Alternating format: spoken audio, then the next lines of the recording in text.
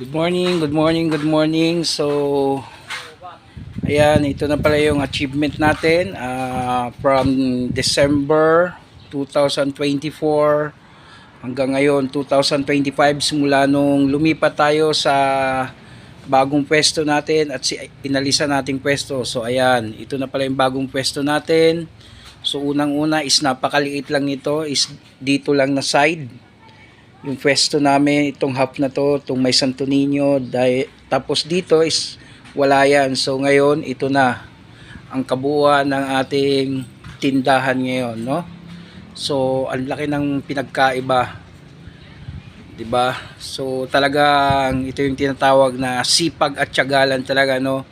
Kung meron kang sipag at tiyaga, so yung mga gusto mong mangyari sa sarili mo or sa negosyo mo, so magagawa mo yon, no? Kagaya nito ngayon, papakita ko. Ayan ang achievement natin from 3 months. Ayan na siya. Ayan, so ngayon is close pa kami. Ayan, di ba? So tingnan niyo naman kung gaano kalaki ang pagbabago. Ayan. So di ba? So dati hanggang dito lang 'yon, yung side na lang nito. Is ngayon tingnan niyo naman, kasama na to. So ngayon is close pa kami, hindi ko pa tinatanggal. Kasi mag-o-open talaga kami is mga 2 or 3 PM. Ayan, kung merong customer na pupunta, so pwede naman kami mag-serve ng short order kagaya nito. Ayan, di ba? So, yan, mga short order namin, no? Yan, ito pala yung isang pinagkukuha natin ng lakas ng loob.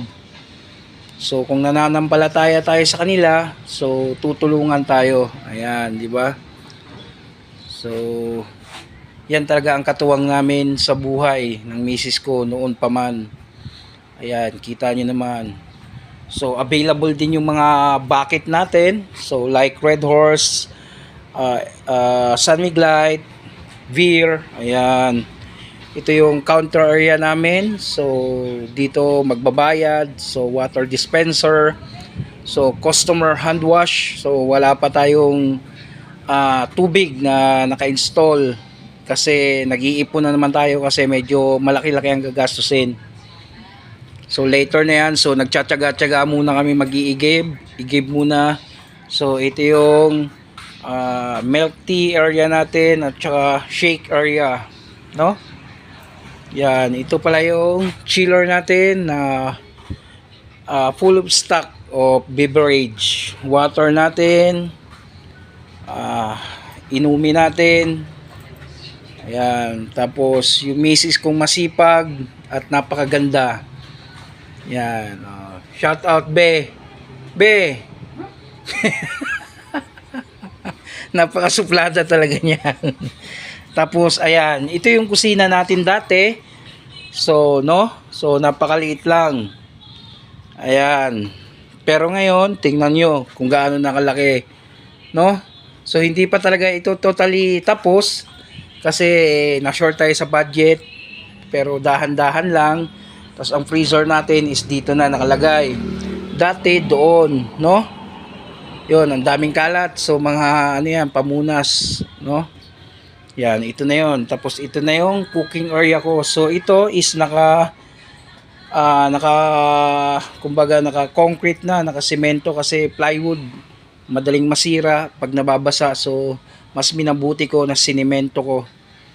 Yan, so talagang napakakalat pa. So pasensya na kung medyo makalat. Basta yun lang sinasabi natin, na kung merong tiyaga at gusto mo yung ginagawa mo, so, 'di ba, merong way na pwede nating makuha or ma-achieve, no?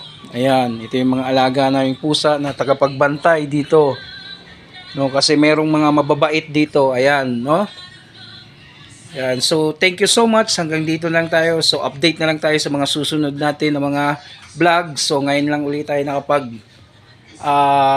balik sa pagbablog kasi naging busy tayo. Tapos ito yung mga schedule nila. So sa ngayon is 4 lang muna sila, pero kung may event is nadadagdagan yan sila, no? Yan, so ang duty pala nila is 4 to 10 PM lang. So ayan, so thank you so much niyo. So pa-like and subscribe na lang sa Munting channel natin. Thank you.